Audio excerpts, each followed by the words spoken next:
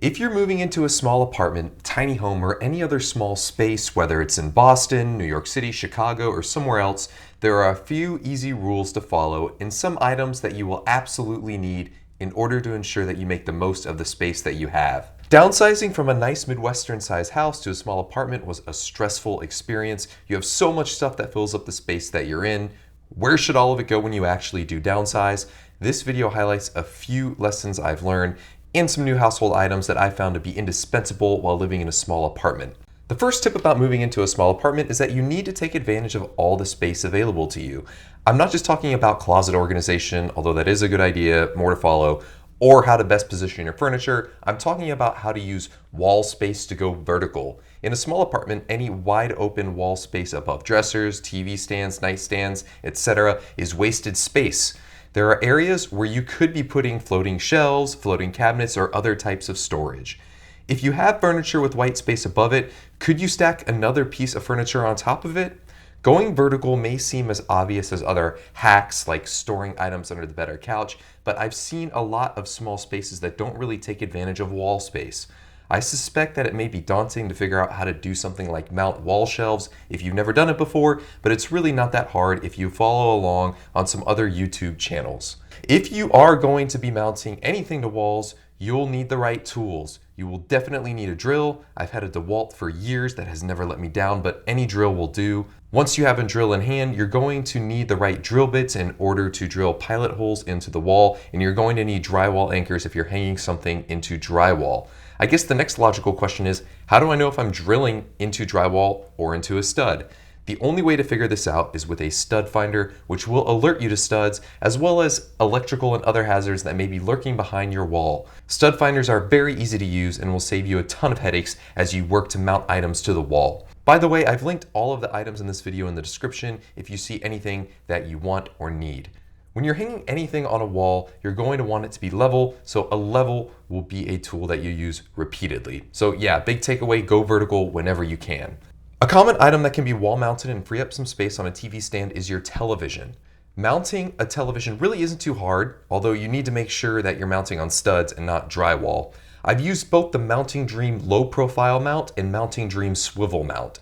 The pros of the low profile TV mount are that it is sleek and slim against the wall. It's a great look. The cons are that it can be hard for you to get your hand behind the TV to change out the wires, but if you don't plan to swap out TV connections anytime soon, this may not be an issue for you. While the swivel mount may stick out a bit more, it does allow easy access to the rear of the TV, and depending on the room, you might actually want to turn your TV one way or the other.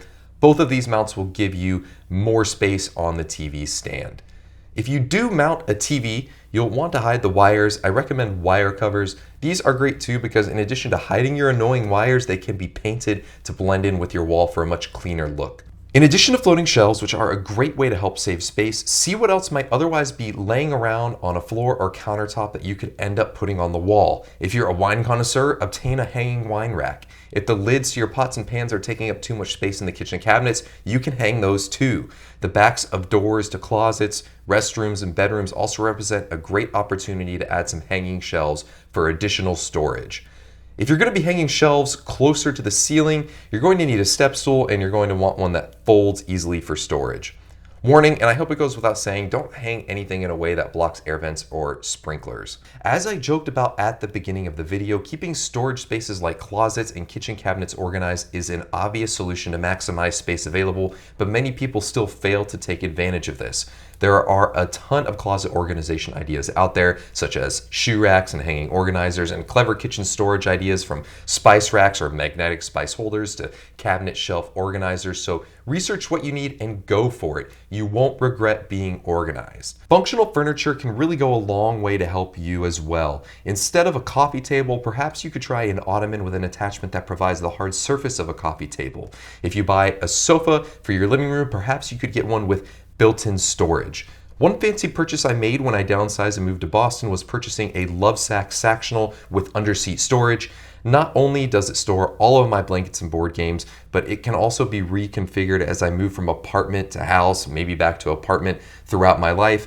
upgrade it if I decided I want a bigger couch, and it easily comes apart for simplified moving during times and phases of life where I am going to be moving. So no more blowing out my back when moving furniture up and down stairs. See the comments for a referral code to get $100 off your first purchase. If a Lovesac is simply out of your price range for a sofa, you can absolutely find something out there for a lower cost with storage. If you're in a studio, consider a nice futon that can double as a bed. Wall desks are becoming more and more popular, and though it can be annoying to put this up and down every time that you want to use it, it is going to free up quite a bit more floor space for you when you're not using it. You could even double a wall desk to use as a table for a breakfast nook. I'm sure you follow all of the directions for washing your clothes, which means that you should be line drying your nicer attire. However, line dryers can take up valuable space. A collapsible drying rack will provide the function to dry your clothes while also being easily able to sneak into a slim space in a closet when you're not using it. Really, the big takeaway when trying to save space is to use whatever space that you have available volume-wise, not just square footage-wise, whether it's wall space, closet space, or space between two kitchen cabinets.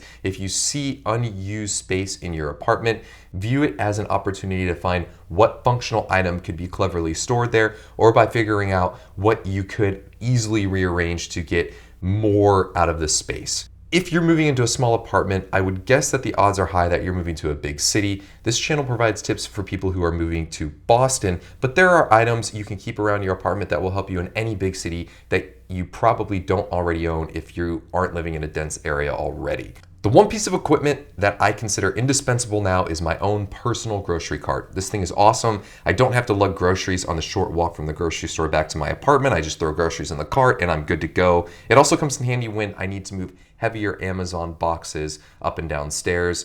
A grocery cart is definitely something I never considered owning before moving to a city center, but it's just something that I totally rely on now. Hopefully it goes without saying at this point, but if you do buy a grocery cart, be sure to get one that is foldable so it's easy to store. I actually hang mine on the wall near the entrance of my apartment so I don't have to roll it through my apartment. If you don't want to pay for a grocery cart, mighty handles may also be a convenient alternative. Another random item that I found massive use for while living in a dense urban area is an external phone charger. What? Yeah, an external battery. When I had a car and drove everywhere, my phone never died. I would just charge it while I was driving. I could listen to whatever music or podcast at whatever volume I wanted, and the battery would never go down.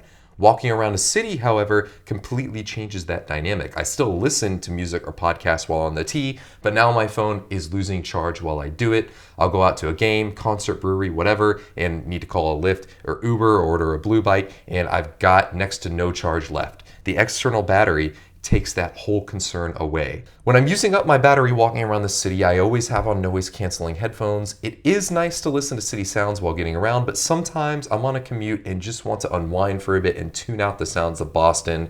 Well, I threw a link to AirPods in the description. I would say that you do your own research and find a pair of noise canceling headphones that you personally like.